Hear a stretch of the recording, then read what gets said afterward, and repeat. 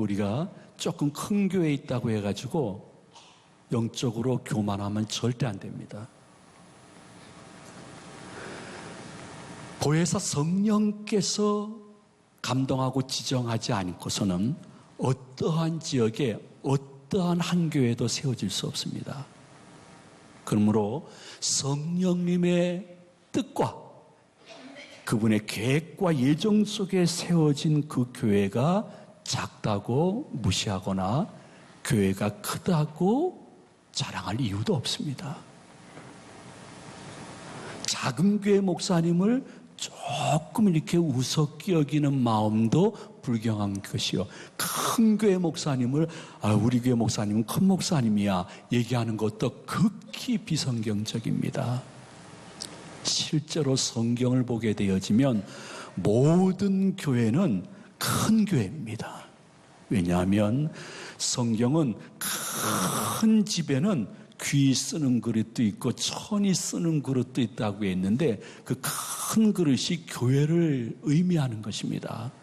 그러므로 참된 교회는 심지어 전 세계적으로 봤을 때 인구 70억을 다 예수님께로 모시고 있을 정도로 큰 교회지 다른 의미로 이야기하면 안 될 것인데, 그러한 교회들이 지상에 존재하면서 천국 갈 때까지 성도님들이 감당해야 될 세 가지의 교회의 주요 요소가 있습니다. 첫째는 예배입니다. 둘째는 성례입니다. 셋째는 전도입니다. 우리 한번 따라서 하도록 합니다. 예배, 성례, 전도. 제가 선창하지 않겠습니다. 여러분이 한번 해보십시오. 첫째, 둘째, 마지막 셋째, 세 가지입니다. 그런데 여러분도 한 수년 동안 전도 설교 못 들어봤을 거예요. 그러므로 제가 오랜만에 전도 설교한다고 해서 교회를 지금 목사님이 한번 크게 부흥시키려고 하는 모양이구나, 이렇게 오해하지 마세요. 우리 전도 설교 안 했어도 하나님의 은혜로 저희 교회는 숫자적으로나 재정적으로나 교회 영성 부분에 있어서 정체된 적은 한 번도 없습니다. 제가 말씀드리는 것은 그래도 한 번쯤은 전도에 대해서 우리가 한번 영성을 기경해야 될 것은, 전도는 여러분들을 성도 되게 하시고 그 직분 맡게 하신 성령 아버지 하나님의 뜻이요 명령이기 때문인 것입니다. 우리 따라서 합니다. 하나님의 뜻을 따라. 중위층도 하나님의 뜻을 따라. 그러니까 우리가 복음을 전하는 일은 결코 부흥을 위한 요소, 그게 아니라 하나님의 뜻, 하나님의 명령이라는 것입니다. 여러분들이 하나님의 자녀인 것을 인정하거든 하나님의 이 명령을 나를 향한 세미한 음성으로 들으시기를 축원해 드립니다. 그러므로 하나님의 명령, 이 전도는 그가 하나님의 자녀이거든 나의 신앙생활의 선택 과목이 아닙니다. 이건 필수 과목입니다. 해도 되고 안 해도 되고 하는 것이 아닙니다. 필수적으로 해야 되는 것인데, 우리의 삶이 너무 힘들기 때문에 많이 잊어버리고 있었고, 저도 정말 일주일 만에 나오시는 교인들에게 할 수 있거든 위로하고 싶어서 자주 말씀 안 드렸지만은, 전도와 선교는 지상의 교회를 세우신 하나님의 뜻이요 명령인 것을 여러분의 신비에 새기시는 주일 아침 되시기를 소망을 드립니다. 이것이 얼마나 중요했으면요, 사도 바울은 그것을 깨달은 다음에는 내가 내 생활, 생업, 생명까지 이 일을 위해서 아끼지 않는다고 사도행전 15장 25절에서 말씀하셨습니다. 바울과 바나바는 예수 그리스도의 복음을 위하여 생명을 바친 사람이니 지옥 갈 영혼들을 건져내어 천국으로 인도하는 구조자의 길을 갖고자 마음에 작정한 사람인데 자신의 생활, 생업, 생명까지 바친 사람이오니 우리가 만장일치로 너희들에게 파송할 수 있다. 명령은 하나님이 우리에게 하시는 것이지 우리가 하나님께 명령하는 것은 아닙니다. 우리 마음속에 하나님, 나 주일 오전 예배 나온 것도 버거워요. 나한테 그런 명령하지 마세요. 우리가 하나님께 명령할 수 있는 것은 아닙니다. 하나님 제 처지하시잖아요. 제가 지금 얼마나 나 하나 추스리기도 힘든데 누구를 영혼, 전도 이거 내가 신경 쓸 수 있는 처지가 아닙니다. 하나님 잘 아시면서 왜 그러세요? 그렇게 말씀하지 마세요. 자신이 교회 다니는 기독교인이라면 하나님께 이렇게 명령할 수 없습니다. 하나님이 명령하시면 군사령관이 명령하신다 생각하시고 우리는 십자가의 군병으로 아멘하고 믿음으로 출발하게 되어지면 성령님이 능력 주시는 것을 맛보아 알 수 있는 은혜가 있을 줄로 믿으시기를 바랍니다. 그래서 이것은 어떤 의미로 봤을 때 친교하는 일이나 여러분들이 봉사하는 일보다 하나님의 명령이기 때문에 사단 마귀 귀신은 더욱더 이 일을 못하게 하거나 혹은 방해하는 것을 우리가 넉넉히 영의 감각으로 느낄 수 있는 것이에요. 우리가 복음을 전하려고 하면 악의 영들과 상대하면서 영적인 싸움이 있을 것인데, 사랑하는 우리 제2가정 여러분, 시청하시는 여러분, 올해는 영적 싸움에서 승리해서 아버지 하나님께 전리품을 바칠 수 있는 승리자가 되시기를 축복을 드립니다. 그리고 성공은 예수님이 하실 줄로 믿으시기를 바랍니다. 이것이 얼마나 영적 싸움이냐 하면요, 종교개혁자 마틴 루터라는 사람이 있었습니다. 마틴 루터는 모든 개혁자들의 아버지라고 볼 수 있죠. 그 마틴 루터가 어느 날 꿈을 꿨습니다. 여러분, 꿈에는 성령이 이렇게 보여지는 꿈도 있고요, 개꿈도 있습니다. 예, 개꿈은 꾼 다음에 금방 일어나면 잊어버립니다. 내가 무슨 꿈을 꿨는지도 모릅니다. 근데 마틴 루터는 성령이 주셨던 꿈의 모양이에요. 기억하고 이렇게 말했습니다. 어느 날 모든 악한 영의 우두머리인 사단이 모든 귀신들에게 이 지상에 있는 교회들을 좀 멸하라 명령했는데, 한 그룹이 갔다 오더니 실패를 이야기하는 것입니다. 명령에 따라 나가서 광야길을 힘들게 걸어가고 있는 기독교인 한 무리가 있어서 굶주린 사자들을 보내가지고 다 죽였습니다. 그런데 그들이 죽으면서 기도하는 것이었습니다. 그 기도 내용을 언뜻 들었는데 하늘문이 열리는 것을 본다고 하면서 감사 기도를 드리고 있는 것입니다. 이것으로는 교회를 멸할 수가 없을 것 같습니다. 실패의 보고를 했습니다. 그러자 또 하나의 악한 영의 그룹이 사단에게 와서 고백하기를, 우리도 실패한 것 같습니다. 풍랑이는 엄청난 폭풍 바다 가운데 기독교인들이 많이 탄 배를 어떻게 해서라도 전복시키려고 했는데 결국에는 전복되지 않았습니다. 그리고 외딴 섬에 배가 도착했을 때 기독교인들은 죽음의 고비를 넘겼는데도 아버지 하나님께 찬송을 하고 여기까지 도우신 주님께 감사하는 기도를 드리고 있었습니다. 실패한 것 같습니다. 근데 마틴 루터가 꿈의 마지막 부분은 무엇이냐 하면, 저희들은 승리했습니다, 의기양양해가지고 보고하는 그룹이 있었습니다. 그 그룹은 큰 교회에 가가지고 한 10년 동안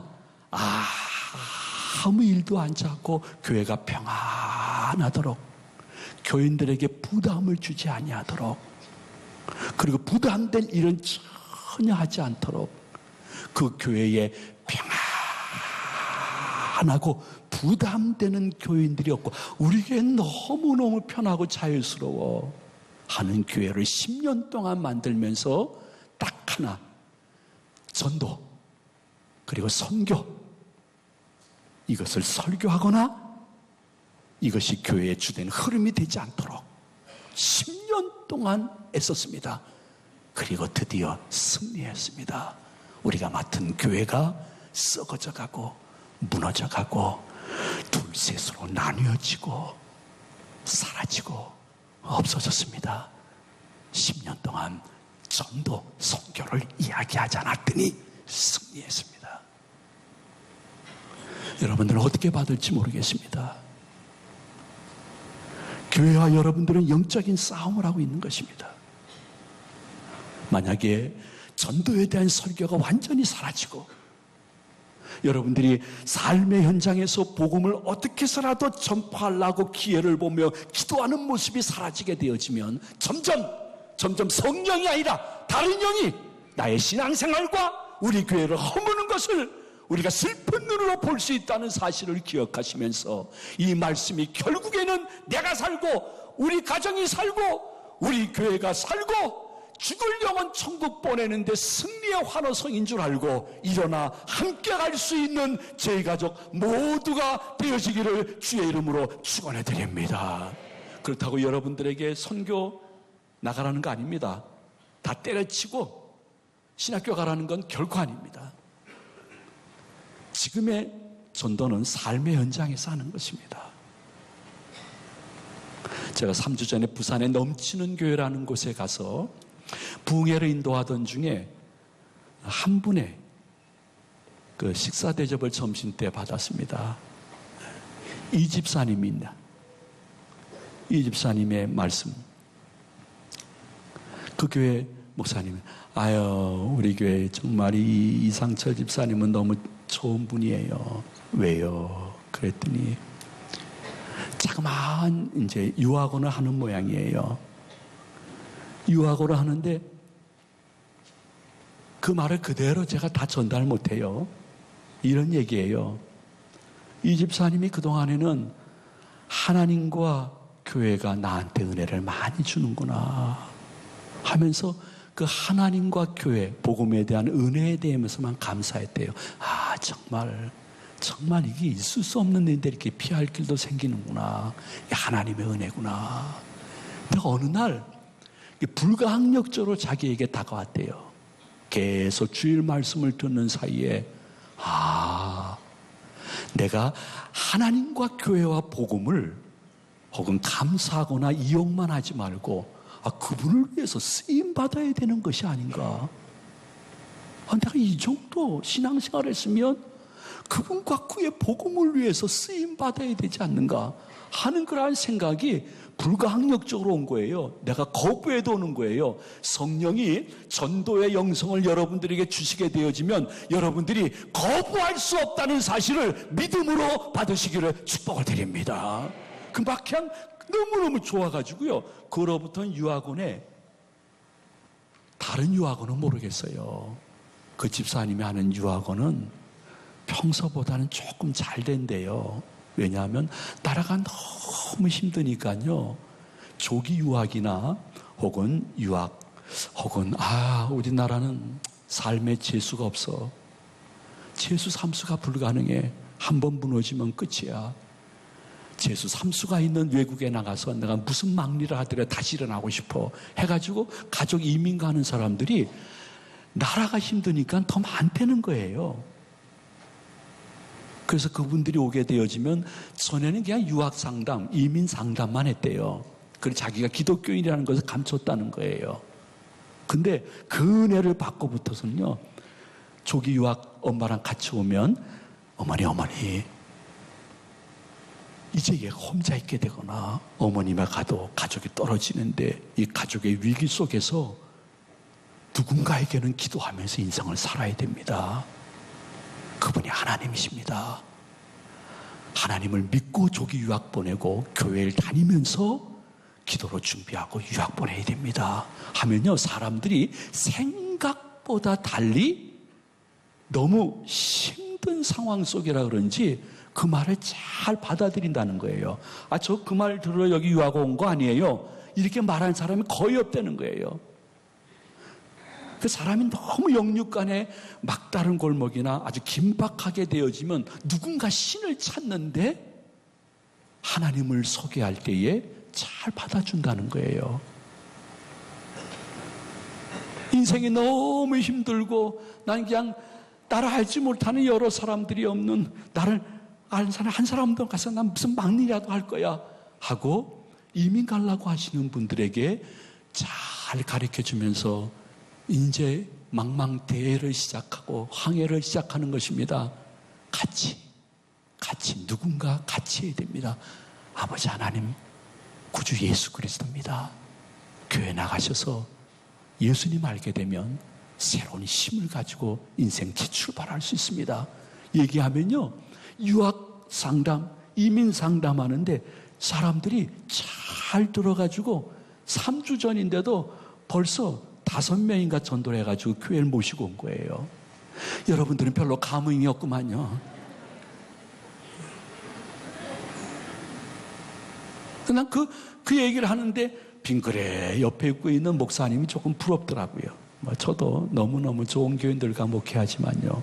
근데 그분이 마음에 무슨 생각이 들었냐면 어느 날 보니까 지방에서나 또 부산 여기저기서 너무너무 살기 힘들고 부모님이 어려워서 하숙비를 대지 못하는, 그래서 조그만 하숙비밖에 없어서 전전긍긍하는 학생들을 위해서 어느 불교단체에서 이렇게 연립주택 같은 걸 사가지고 거기다가 이렇게 엄청나게 싼 값으로 하숙할 수 있도록 해준대요. 조건은 딱 2번, 하루에 2번 우리라면 예배에 참석하는 거예요. 그러니까요, 애들이 엄청나게 저렴한 가격인데 괜찮은 방이니까 아주 줄을 서고 대기하고 있다는 거예요. 그 얘기를 듣는데 마음속에 무슨 생각이 드냐 하면, 아니 부처님 섬기는 사람도 저렇게 하는데, 아니 나 예수님 믿는 내가 왜 저걸 못하나? 저걸 내가 해야지. 예수님의 제자인 내가 해야지. 이게 감동이 와가지고요, 그냥 없는 거 다 끌어모아가지고 자기 사무실 그 위에 있는 그 한 층을 그냥 다 빌려가지고요 지금 모집을 시작한다는 거예요. 근데 여유가 있게 되면 나 더 사겠다는 거예요. 그렇게 해가지고 불교는 하루에 2번 예배드리게 하지만은 저는 하루에 1번 정도만 하겠습니다. 그렇게 해서 아주 저렴한 가격으로 오는 학생들에게 복음도 전하고 교회도 소개시키기 때문에 아마도 제가 목사님 올해 교회에 지옥 갈 영혼들을 건져내는 영혼이 30명은 될 것입니다. 이 마음에 소원하듯이 말씀드립니다. 그렇게 말씀드리는데 너무너무 목사님 표정은 좋은데 저는 별로 이렇게 밥맛이 없었어요. 우리 교회에 그런 분이 계신가 안 계신가 이렇게 찾아봤더니 별로 없으세요. 근데 우리 교회 교인들은 잔잔하지만은 매주 복음을 전해서 같이 오시는 분들이 있으니까 어쩌면 장기적으로 봤을 때는 참 우리 교회의 잔잔함이 참 아름다운 경건이다, 그런 생각을 나름대로 해보았습니다. 그래서 저는 여러분들에게 이미 당회원들에게는 1주 전에 우리 새생명 초청 전도 행사 일정을 말씀을 드렸지만은 4월 마지막 주일까지 여러분들도 이렇게 마음속에 남녀 전도회원들이요, 전도회원들은 전도해야 되는 거예요. 모여가지고 요번에 간식을 인절미로 할 것이냐 절편으로 할 것이냐 뭐로 할 것이냐 그거 가지고 30분 동안 싸우면 안 되는 거예요. 여러분, 전도를 위해서 4월 말까지 진력할 수 있는 남녀 전도회 부역들 되시기를 축복을 드립니다. 여러분에게 그렇게 할 수 있도록 은혜 주신 주께서는 능력도 주실 줄로 믿는 분만 아멘 하시기 바랍니다. 그리고 우리 끝날 때 항상 샬롬 했는데 4월 30일까지는 우리가 전도 영성을 개발하고 실제로 나가서 제2의 사도 바울이 되기 위해서 샬롬이 아니라 제가 전도 하면 여러분들은 충성 이렇게 얘기하는 거예요. 알았어요? 네. 내가 이번 목요일 날 우리 손주들하고 식사할 일이 있었어요. 그래서 손주들하고 식사하는데 참 기쁘더구만요. 잘 자라주는 거 보니까 기쁘다. 하고서 식사 끝나고 이제 차 태워주려고 얘들아 나가자 하고 식당에서 나오는데 우리 첫째 손주 은찬이가 태권도를 다니는데 그 태권도 노란 스타렉스를 본 거예요. 거기에 그 태권도 그 대빵이 운전하시는, 대빵을 뭐라 하죠? 태권도에서? 사범. 예, 사범. 예, 사범님이 거기 계시는 모양이에요. 그걸 걔가 나가다가 딱 사범님을 보니까요. 난 그렇게 절도 있는 모습은 처음 봤어요. 이야. 딱 사범님을 보더니 우정! 그렇게. 그게 뭐냐? 그러니까 뭐 이번 달이 뭐 우정이 모양이에요. 우정! 충성! 하니까 사범님도 알았어. 딱 보내더라고요. 그때 내가 알았어요. 전도! 충성! 이거 알았어요. 그때 감이 온 거예요. 이야, 이거 하면 참 좋겠다 하는 생각이 들었습니다. 우리 한번 시범 한번 해보도록 하겠습니다. 전도! 이렇게 하시는 분들과 가만히 뭐로 통일할까요? 자, 우리 공동회의 합시다. 뭐가 좋겠어요? 이수장로님, 이거요.